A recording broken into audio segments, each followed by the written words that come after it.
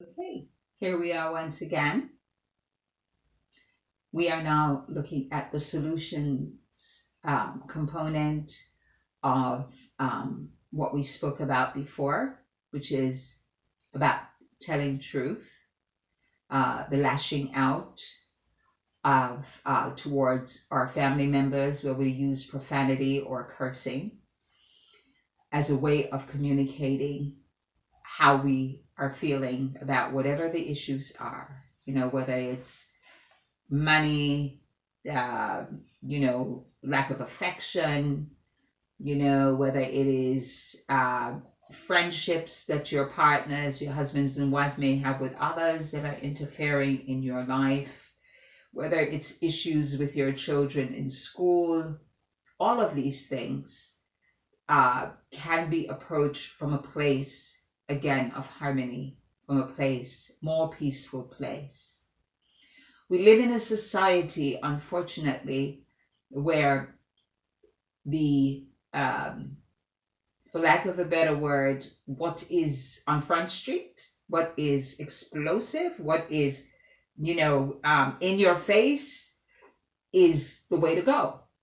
Because we do not believe that if we are centered, balanced in our thought processes and express ourselves in a calmer way, that there is something wrong with you. And we even go so far as to say, oh, the person's a pushover. But what you need to understand is that inner strength is equal to, and in some cases greater than, external strength. You need to understand that our inner strength, oftentimes, if we sit down and we reflect, many of us have done that. There are concepts, there are ways, ideas, things that we want to accomplish in our life. And some of us, we have this vision board that a lot of people have come up with. We write down our goals and our ideas or dreams, the things that we want to accomplish. We put it on the wall and then we work towards it and we make a plan. All of those things happen inside of us. And then over time, they manifest externally. So in order for us to create change, we have to go within. Lasting change, enduring change happens within. Okay, a child is not born like that. It takes average somewhere between 7 and 9 months, preferably 9 months, for a child to come into the world fully developed. And so it's the same with anything we want to change.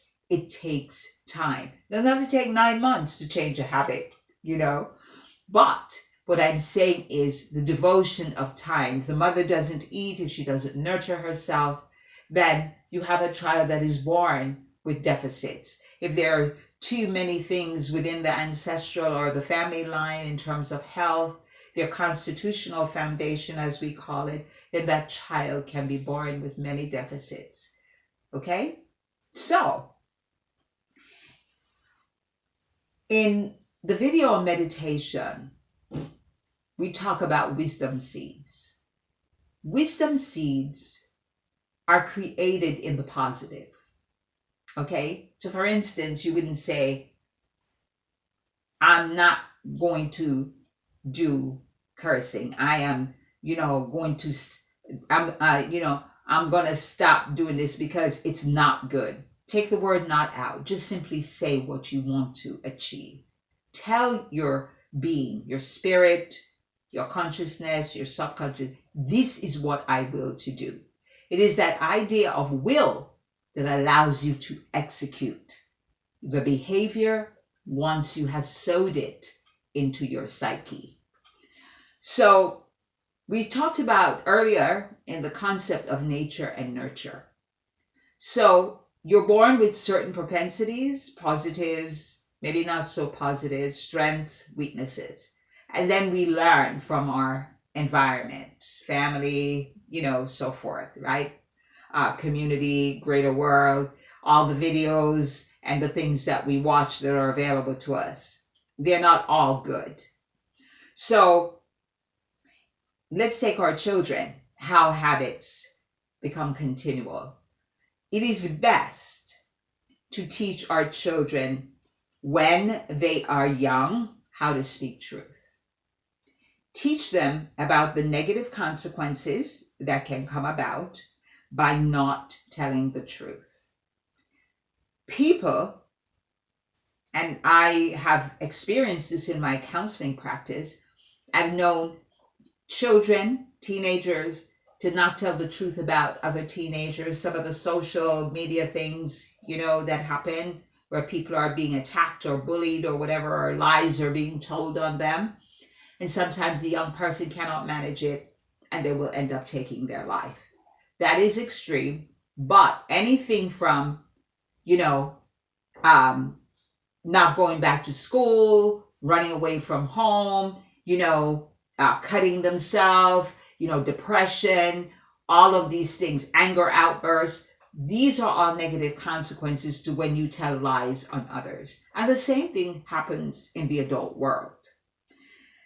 Number 2, use stories, again with your young and even for your own self, that reflect strong morals and virtues as it relates to the speaking of truth. Okay? In the Caribbean, we have Anansi stories. Then almost every one of the Anansi stories, right? These come from West Africa, from Ghana and other West African countries. And the end of the stories always say, and the moral of the story is, if you take things that don't belong to you, you can end up, going to jail. Okay? If you don't tell the truth about whatever it is you should tell the truth is, Anansi always gets in trouble because he's trying to trick and not do the right thing. Okay? So our children need to know this. This is where a lot of the drama also came from, where people could see how bad behaviors and so forth lead to their demise. You need to especially also as adults understand that your words have power. And those powerful words also impact your own journey while you're on earth. So what you do today, the negative things you do today, you will reap them down the road. And so will your children and possibly your grandchildren. Number 3, again, create seeds of wisdom seeds. Okay, write them down, right? They can empower and change your thoughts. Thoughts about lashing out, how you will function, okay? You create them in the positive. I will. When you say I will, it's a declaration of where you are, what you're committed to do. When you make I will, it says I'm making a promise to myself to do, to say, to change. That is what you're doing. And the more you repeat that, the more it gets into that inner part of you. And then it will begin to outweigh the bad habits and you will live and function accordingly. When you are in the midst, and again go back to our video on meditation, when you are in the midst of a challenge, your wisdom seeds can be very powerful tools, okay? Very powerful tools. I don't want to say weapons, because weapons mean we're fighting. So they're tools. You go into your tool because you have memorized them, okay? And in the moment when you are in the confronting the person or whatever is being said to you, even from another, at that moment, you go into your tool box and you come out. I will to speak truth at all times. The thought is in your head to tell the lie on the person. The thought is in your head to say something that is not correct. The thought is in your head to curse at the person. I will to speak truth. I will to speak calmly. I will. And that is what you tell yourself in the midst. Now, it doesn't make you weak. It makes you strong. It makes you a powerful being in that moment because you are declaring to everyone, the person you are engaging with, you're declaring to your family that you are a person who's making right choices, righteous choices, and that you're not afraid to do that, and you're not afraid to say it openly. My person has a flaw, and I'm committed to change. That is how, one of the ways, let me say, that you can empower yourself. When you have erred and you have done, quote unquote, what is not just or right towards another, one of the things you may want to consider is to write a letter to your loved one expressing your thoughts. Sometimes that works better than talking. Okay? It can help to lift the guilt off of you. But it also allows that person to understand that it is not your intention or desire to hurt, but that you simply have a habit that you are working upon. And that allows them, gives them space to maybe be more compassionate. Okay, so maybe you used to cuss and swear and tell lies, every day of the week. Well, now you're only doing it 3 times a week. And a month from now, or 2 months from now, you're only doing it once a week. So we can see progress. You're not just writing it to get over or whatever, right? Another thing that can also be useful is for you to journal on a daily basis your missteps. If you write down every day that that you're cursing or you're lashing out at someone or whatever it is, and before you go to sleep at night, or telling lies, I told another lie today and it wasn't true.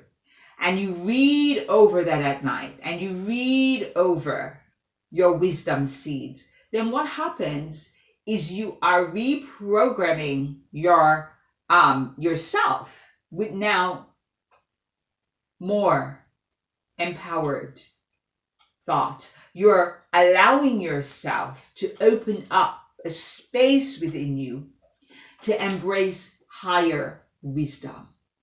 And when you go to sleep at night, many times you may actually dream and see yourself in a confrontation and you're acting appropriately. Okay? Positive regard between you, your mate, your husband, your wife, as I said before, if you're in a polygamy, your sister wife, your children, seeks to create a healthier foundation for every one of us. You can then have a greater life, not only of harmony, but the wealth that you want, the prosperity that you want, all of the things that you may perceive that could actually make for a good life. You will be able to attract them to yourself much more quickly. Because guess what? Your spirit is open. It is free. And the divine universe will always support you when you're seeking to walk in a stronger, right? More godly manner, on a more divine path. So I say to you, pay attention to how you express truth. Pay attention to how you treat others. Pay attention to not calling others out of their name, as in profanity or cursing. And pay attention to the path that you choose to walk. Peace and blessings. Hetepu.